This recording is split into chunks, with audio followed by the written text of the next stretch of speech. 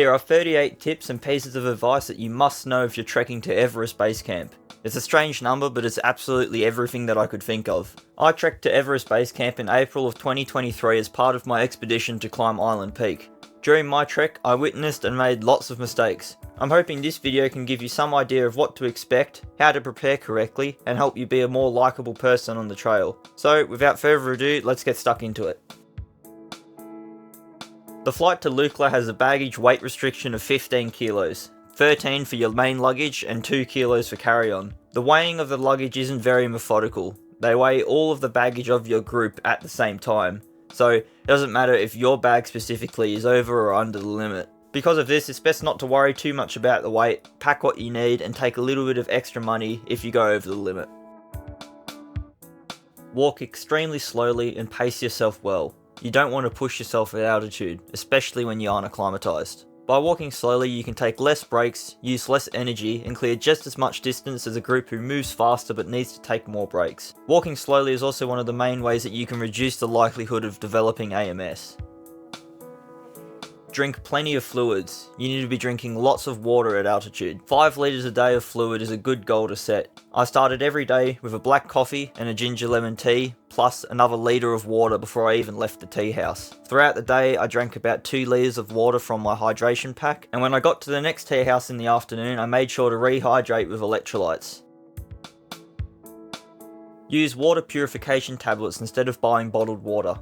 Using purification tablets is, in my opinion, the best way to get drinkable water on the trail. Most tea houses higher up on the trail get their water directly from springs, and the water is free to drink. All you need to do is add 1 purification tablet to the water and it's completely safe to drink. I did this throughout the entire trek and I didn't get sick at all. It's also a good way to make less of an environmental impact as you don't need to buy bottled water. On the trek you'll see that lots of people do, and you'll see the bottles lying around everywhere, unfortunately. Use hard plastic Nalgene style water bottles. These bottles are very handy as they can store hot liquids easily, so you can fill them with boiling water before you go to bed and then you've got an extra heat source. If you do this, by the time you wake up the water will be perfect to drink. Using a hydration bladder is a convenient way to stay hydrated while on the trail, but the downside of using it is that it can freeze at high altitudes. If you want to avoid this inconvenience, another alternative is to use a soft flask. These can easily be stored in your jacket pockets and your body heat keeps them from freezing. Make sure to bring lots of electrolyte powder and tablets, and use them every day. They help immensely to keep you hydrated. Keep your vitamin levels high throughout the trek by taking supplements like vitamin C and drinking lots of ginger lemon tea. One of the main challenges of this trek is keeping your immune system healthy. Don't underestimate the amount of medications that you need to take on this trek. I did, and if it wasn't for my team members, I would have been in some serious trouble. There's a large variety of sicknesses that you can develop when on this trail, and because that's the case, you need a large variety of medications to deal with it. You need medications for cold and flu, headaches, mountain sickness, cough, runny nose, dry skin, chest infection, stomach infection, deli belly, which is lots of runs to the toilet. I think you get the point, there's lots of things that you need to consider. When you're at altitude, breathing in the cold and dry air can cause you to develop a nasty cough. In the Khumbu region, this is known as the Khumbu cough. You can avoid developing the Khumbu cough if you wear a face cover like a buff. This stops you from breathing in the cold and dry air that helps to bring about the cough. A buff will trap in the warm and moist air from your breath. Stop your sunglasses from fogging up whilst you're wearing a face mask. Make sure to breathe from your mouth and breathe upwards. It's a strange technique, but it works. Instead of relying on sunscreen and zinc to protect your skin from the sun up high, because the sun at high altitude is very damaging, try to instead cover as much of your skin as possible with clothing. If you wear zinc and sunscreen every day, it can end up making you very dirty. I chose to protect my skin by covering as much of it as possible. Use a lightweight soft shell jacket or a sun hoodie in combination with a sun cap and a buff to protect as much of your skin as possible. If you do that, then you only need to use small amounts of sunscreen on your face. For those down periods on the trail, make sure you've got your headphones with you to listen to some music or podcasts. Don't be that person who uses a Bluetooth speaker. We don't want to hear your music, we didn't ask for it. Please don't play it. Always give way to trekkers who are heading uphill. This is common trail etiquette, but a lot of people on the EBC trek aren't hikers. So if you're not familiar with trail etiquette such as this, it's always a nice thing to move out of the way for people heading uphill. Go for the vegetarian option when on the trail. You don't want to try your luck with meals that sound like they could send you to the toilet. You might get bored of these vegetarian options from having them day in and day out, and trust me, I did, but a nice way to literally spice it up is by trying some of the local spices. The Sherpa people love watching travellers have a go at their spices, but don't worry, it's not too hot and it actually tastes quite nice. Make sure to bring your trail snacks from your home country. There isn't a large variety of snacks to choose from in Nepal, other than Snickers, Mars bars, and Mountain Man granola bars. If you choose to go vegetarian on the trail, it'd be a good idea to bring snacks that have a high amount of protein. As your diet on the trail will be largely protein deficient, it's also a good idea to try and add eggs to your vegetarian meals. Make sure to bring some kind of shareable treat or lolly. Your Sherpas and porters will really appreciate you sharing with them. Use liner socks to prevent blister and rubbing problems on your feet. Before I switched to using liner socks, I had really bad problems with heel rub for a decent period of time. As soon as I switched to using them, it just completely disappeared. Throughout the entire EBC trek, I used this method and I didn't have any foot problems or hot spots, blisters, anything like that at all. If you do develop a hot spot or a blister on trail, it's always a good idea to bring lots of ways to deal with it. Getting a blister or having sore feet is a surefire way to make your time miserable. If you do develop a hotspot or a blister, make sure you've packed a large variety of things to deal with them. My favourite thing to pack for blisters and hotspots is Leuco tape. It's a strong adhesive tape that you can put on your foot and it tends to stay there for a very long time. What the tape does is it makes it so that your shoe rubs up against the tape rather than your foot. If you've forgotten to stock up on certain things in Kathmandu, then you can still buy most of the things that you'd need in Namche Bazaar. It's a good idea for this to be your final stop for buying things, as the further up on the trail you go, the more expensive everything is. Give yourself a daily spending limit of somewhere in the realm of 2,000 rupees. This will give you an idea of how much rupees you need to exchange before you start the trek. I found that this limit was quite flexible for me, and oftentimes I found myself having more money for the next day carrying over. You'll see on the trail that there are offerings for hot showers, but I'd advise against taking them. It may sound nice to have a hot shower, but from what I've heard from people on the trail, they're more like lukewarm. They're also quite expensive and really just unnecessary. To combat not taking showers, make sure you wear clothes that are odour resistant. Avoid spending excessive time in the dining halls and the tea houses at higher altitude. They're like petri dishes. There are less and less accommodation options the higher you go up on the trail. So more and more people pack into these tea houses and sicknesses can spread really easily. Make sure to be very vigilant when it comes to your hygiene.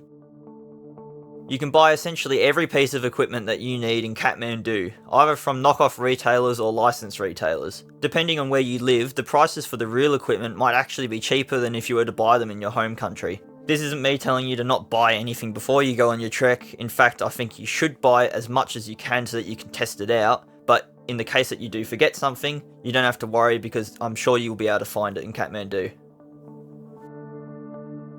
If you're trekking in the trekking seasons being April to May or October to November, the weather can be quite stable, but this doesn't mean that violent storms can't happen because they can happen at any time of the year. For the EBC trek, I recommend carrying light rain pants but quite a strong Gore-Tex rain jacket. The reason why you want a strong rain jacket is because it also helps to protect you from the wind. So if you only have a light, maybe 1 or 2 layer Gore-Tex rain jacket, it's not going to do much to protect you from the wind. In case of snow or ice on the trail at higher elevations, I also suggest carrying some sort of traction cleat or microspike that you can put over your hiking shoes.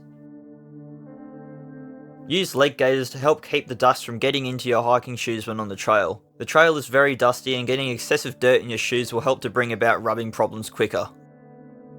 If you don't already have a very warm sleeping bag, there are a few things that you can do to increase the warmth of your sleep system without buying an entirely new one. The tea houses always offer a heavy quilt that you can layer on top of your sleeping bag, but otherwise you could buy a lightweight backpacking quilt and layer that over the top of your sleeping bag. I'd suggest making sure that your current sleeping bag is rated to at least -5 degrees Celsius comfort rating. Ideally it would be somewhere around the range of -10 because then you can be sure that you'd be quite comfortable. Bring an extra pair of shoes or hut boots to change into once you arrive at the tea house in the afternoon. It helps to free up your feet from being in the hiking shoes all day and keeps your feet nice and fresh. Don't forget to pack earbuds of some kind. The walls in the tea houses are very thin and lots of people snore. If you begin to develop symptoms of AMS, it's unlikely that normal medication is going to fix the problem. The only way to address AMS is by acclimatizing. You acclimatize by trekking to a higher altitude and sleeping at a lower altitude than you trek to. If you're experiencing AMS and can't head down due to an inflexible schedule, then your only option might be to take advanced medication. Make sure to consult with your guide or Sherpa as to whether or not you should take this medication, but I think it's always a good idea to hold on to it just in case you need to take it.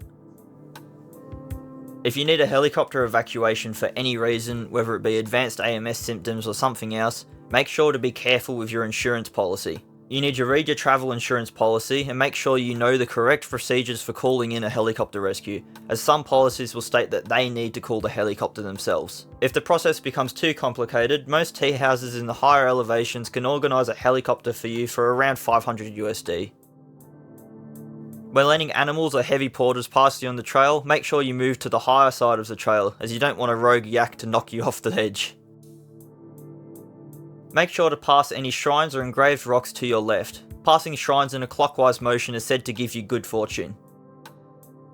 Make good use of power banks. Charging electronics on the trail can become very expensive. A 20,000 mAh power bank was able to provide charge to my phone for the entirety of the trip. If you don't already use trekking poles, I suggest considering using them on the downhill section of the trail. I used them throughout the entirety of my trip, and I'd say they played a massive role in energy conservation. The majority of people in my group didn't use trekking poles, and on the way down I noticed I could move much quicker and easier than everyone else. The temperature fluctuates lots on the trail. The days can be very warm and the nights can be very cold. You need to bring a layering system that can be adapted to suit a large variety of temperatures. Although the EBC trek isn't overly difficult, you should still follow a basic training routine before commencing your trek so as you can complete it comfortably. I suggest developing general strength in your lower body and gaining lots of hours on moderate to difficult trails with a 10 kilo backpack. Expect to walk at least 10 kilometers with 500 meters of elevation gain each day when on the trail, with some days being closer to 1,000 meters of elevation gain. And finally, don't keep your head down when on the trail. Make sure to stop frequently, look up and take in where you are. I racked my brain to try and get as many tips as possible, so I hope I haven't missed anything important because this is literally everything that I could think of. If you're curious as to what you need to pack for your EBC trek, I've got an older video that I made on everything that I took for when I did it, as well as climbing Island Peak. I also have a detailed article and packing list on my website that you can find under the hiking advice section in articles. If you have any further questions about anything related to the EBC trek, make sure to leave a comment down below and I'll get back to you as soon as possible. I hope you enjoyed this video and that it allows you to have a better time on the trail. I'll see you on the next one.